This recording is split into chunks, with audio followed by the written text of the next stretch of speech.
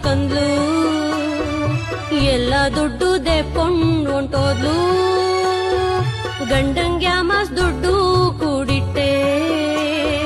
ಚೀಟಿಗ್ ಹಾಕಿ ಎಲ್ಲ ಕಳ್ಕೊಂಡೆ ಚೀಟಿ ಹಾಕೋ ತಪ್ಪೇನಿಲ್ಲ